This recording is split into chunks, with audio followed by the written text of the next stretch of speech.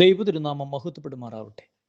പീഡാസഹനവാരത്തിലെ 2-ാം ദിവസമാകുന്ന ഇന്ന് പരിശുദ്ധാത്മാവ് നമ്മെ കൂട്ടിക്കൊണ്ടുവരുന്നതും പഠിപ്പിക്കുന്നതും ചിന്തിപ്പിക്കുന്നതും പീഡാസഹനവാരത്തിൽ കർത്താവിൻ്റെ തിരുമുറിവുകളെ ധ്യാനിക്കുമ്പോൾ അതൊരു നമുക്ക് കൃപയായി അഭിഷേകമായി മാറ്റപ്പെടണമെങ്കിൽ പീഡാസഹനവാരത്തിൽ പാപത്തെക്കുറിച്ച് പഠിക്കണമെന്ന് പരിശുദ്ധാത്മാവ് ആഗ്രഹിക്കുന്നു. പാപം എന്താണെന്ന് അറിഞ്ഞാൽ മാത്രമാണ് പാപത്തിൻ്റെ രുചി, പാപത്തിൻ്റെ തിക്താനുഭവങ്ങൾ, പാപത്തെക്കുറിച്ച് തീക്ഷ്ണമായൊരു പഠനം ഉണ്ടെങ്കിൽ മാത്രമാണ് പീഡാസഹനത്തെക്കുറിച്ചും കുരിശുമരണത്തെക്കുറിച്ചും നമുക്ക് ധ്യാനിക്കുവാനും ആ കുരിശുമരണത്തിൻ്റെ യാഥാർത്ഥ്യങ്ങൾ, അതിന് ഇത്രമാത്രം ഇമ്പോർട്ടൻസ് കുരിശുമരണത്തിനുണ്ടെന്ന് നാം തിരിച്ചറിയുന്നത് ആദ്യം പാപത്തെക്കുറിച്ച് പഠിക്കാൻ പരിശുദ്ധാത്മാവ് ആഗ്രഹിക്കുകയാണ്.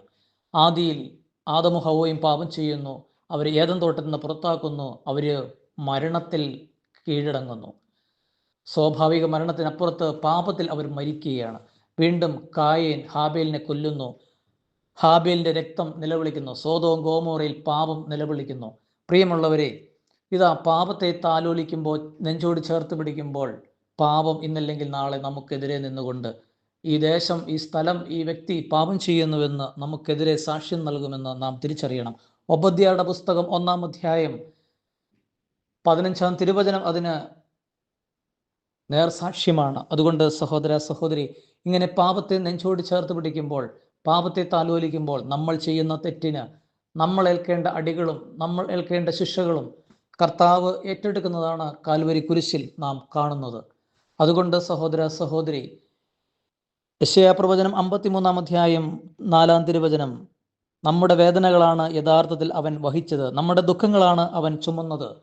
കണ്ടോ, നമുക്ക് വേണ്ടിയാണ് ക്രിസ്തു കുരിശുമരണം ഏറ്റെടുത്തത്. അതുകൊണ്ട് ഒരു ആമീൻ പറഞ്ഞുകൊണ്ട് എൻ്റെ പാപങ്ങൾക്ക്, എൻ്റെ ശാപങ്ങൾക്ക്, എൻ്റെ മേൽ വന്ന ദൈവകോപത്തിന് എല്ലാം വേണ്ടിയിട്ടാണ് ക്രിസ്തു കുരിശിൽ ഈ പാപങ്ങളെല്ലാം ഏറ്റെടുത്തതെന്ന് തിരിച്ചറിയണം. അതോടൊപ്പം പ്രിയമുള്ളവരെ, കർത്താവിൻ്റെ പരിശുദ്ധമായ ശരീരം നമുക്ക് തന്നിട്ട് നമ്മുടെ പാപം നിറഞ്ഞ ശരീരം കർത്താവ് കുരിശിൽ ഏറ്റെടുക്കുകയാണ്.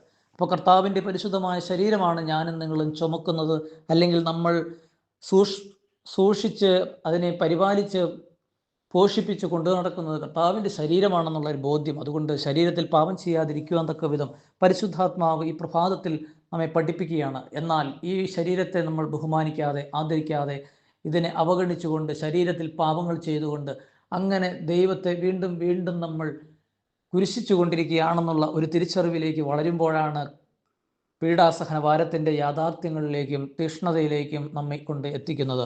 അതുകൊണ്ട് സഹോദര സഹോദരി, ധ്യാനത്തിനായിട്ട് നമ്മുടെ പാപങ്ങളെക്കുറിച്ച് കൂടുതൽ ബോധ്യങ്ങളും ആഴങ്ങളും പരിശുദ്ധാത്മാവ് പഠിപ്പിക്കുന്ന ഈ മണിക്കൂറിൽ പരിശുദ്ധാത്മാവെ എഴുന്നള്ളി വന്ന് എന്നിൽ നിറയണമേ, കവിയണമേ, കവിഞ്ഞൊഴുകണമേ എന്ന് പ്രാർത്ഥിക്കാം. നിങ്ങൾക്കെല്ലാവർക്കും നല്ലൊരു സുപ്രഭാതം നേർന്നുകൊണ്ട് പുത്തൂർക്കുടലിൽ ജയ്മോനച്ചൻ.